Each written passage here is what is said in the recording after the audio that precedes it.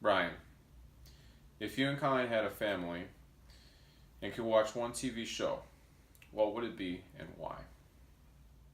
It all depends on age, but a staple would have to be Seinfeld because all-time classic and I want the kids to have a sense of humor. Brian, your favorite video game is FIFA Soccer. When Colleen played you and beat you, was it because you loved her and let her win, or was it because she simply outplayed you? Well, I want to say that I let her win because I love her, but in reality, I was messing around and I let her score, not by choice, at the last moment, and sure enough, I lost. So, Colleen, you outplayed me for one game out of a million. What is a go-to food you can make that you know Colleen would always be down to eat? Well, when I get my chef on in the kitchen, she loves when I make the chorizo jalapeno grilled cheeses. I put a little cream cheese on there, a bunch of different Gouda, cheddar, jalapenos, chorizo. She absolutely loves it. If it was healthier, she'd eat it every day.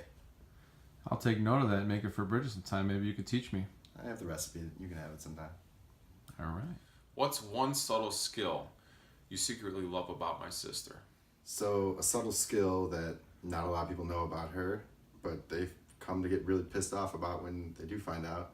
She is an excellent shot in big buck hunter. Sets the high score at every single big buck hunter known to man around Chicago. Thank God I don't keep real guns in the house or own a real gun because I'd be afraid. A two-parted question here, Brian. I want to know what your idea of romance is, and on the contrary, what's Colleen's idea of romance? So I like to think that Colleen and I both have the same idea of romance. It's doing the little things for that person that reminds you how much you love them every single day, whether it be opening the car door, the random flowers that come that I get her for just because. Oh, and thanks for getting Bridget roses, even though I've yet to get her any. No. Sure, thanks. I'm just stepping up where I see a void.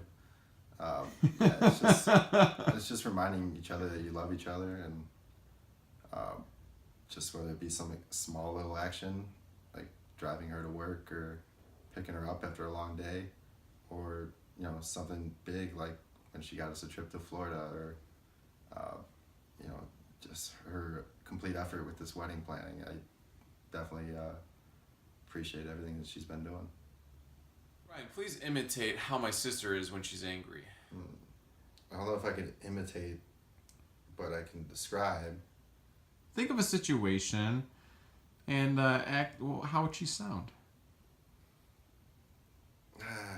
It's just going to get me in trouble.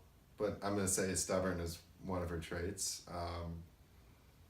That she won't be mad at me in front of other people, but she'll make sure I know that she's mad. So give me that look. Just kind of scowl, really. You and my sister have had some great dates over the years. How long have you been dating? Almost a little over 6 years now. A little over 6 years. Wow. Over the course of that 6-year span, can you name me your most memorable date and explain why? So one of the most memorable dates was when I was still in college. We just walked around the entire city, and then I said, "Let's go grab some dinner." And she was in sweats or shorts, and I'm like, "Let's get something nice." So we went to Forever 21, bought an outfit, went over and had dinner, and then ended up walking back. I thought it was just pretty memorable. You're about to join the marriage club. Please describe what that means to you. Well, what it means to me is that we're becoming a team officially, even though I feel like we have been for the past 6 years. It means we're going to start a family together. It means we're going to spend the rest of our life together, and I couldn't be really more excited and pick a better person than Colleen. So, pretty awesome.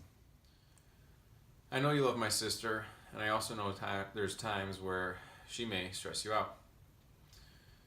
When Bridget stresses me out, I like to leave the house, work out, maybe go to the basement and play some video games. What's something that you do that relieves your stress when Colleen stresses you out? Well, Colleen never really stresses me out. I impose stress on myself, if anything. If I do feel stressed, I play video games. I'll, go for a drive or whatever, but most of the time I'll play video games or something. What's my sister's biggest pet peeve of you, and what's your biggest pet peeve of my sister? My biggest pet peeve of her would be her timing, and when she says we're gonna do something and then she does 100 other things before we do that thing and not really focused on getting to that place in time. But I know what she'll say the biggest pet peeve of mine is that I do, and it happens to her every morning. I'm sorry, Colleen, but when I'm waking up in the morning, it happens. I'm sorry. When was the first point in time where you knew you loved my sister? I guess the first point in time, I realized that was all our long distance phone calls and conversations, and felt like that I was with her even though she was in Iowa, I was in Chicago, making mega bus trips, and I'm either crazy or I love her to do that every weekend, and her to do that every weekend. So I kind of knew that this was real. A few years down the road, the Blackhawks championship window is closing. Kane and Taze are both getting old. You're offered one free ticket to a pivotal Game 7 playoff matchup showdown. It also happens to be a surprise birthday party for my sister. What do you do? Well, first off, her birthday's in February, and playoffs are normally May or June. That's why it's a surprise. So yeah, We wanted to really catch her off guard. yeah. So we're either celebrating it really early or really late. But she would know that I wouldn't let a sports game or anything like that revolve around my life. I would be at the birthday party because that's where I should be. The ticket's free. That's fine. I'm still at the birthday party. Ryan, what's the first thing my sister would do if she won the lottery? Buy, perhaps? And what's the first thing you would buy if you won the lotto? This is where I think we differ, but I think Colleen would pay off anything that she would have remaining, and then she would most likely buy a dog because we both want a dog, and it'd probably be an Irish Wolfhound, which should be bigger than me.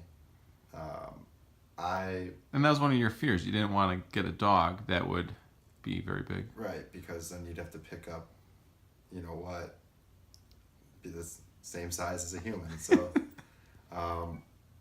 I would buy probably a house or something like that. But I don't think we're very material people, and nor would we be playing a lottery to begin with. We would just continue doing what we're doing, I guess. Cool. Colleen could have dinner with anyone, living or dead. Who would she have dinner with and why? And who would you have dinner with and why? Colleen could have dinner with anybody. I hope she'd pick me and someone else, because I'm going to pick her, Jerry Seinfeld, and Larry David to have dinner with, because I think that'd be a riot. With her, I'm hoping she'd pick me, and then she would probably pick J.K. Rowling, the Harry Potter author. It's just author, right? If you're a woman, author. And then probably Ernest Hemingway. Excellent. You and Colleen both find yourselves on death row.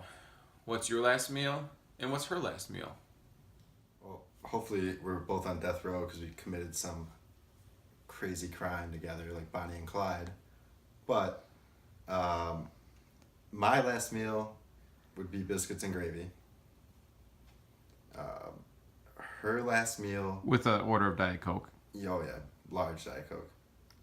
Her last meal would be really anything cooked by your mom, but it'd have to be something special. Colleen's favorite food changes like underwear, basically. So, she has a different favorite that your mom cooks, but it always stems back to anything your mom cooks.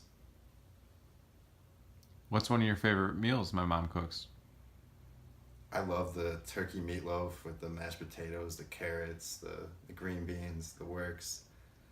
When she does any Mexican food like the tacos or the pork gyros, I'm getting hungry thinking about it, List goes on. etc.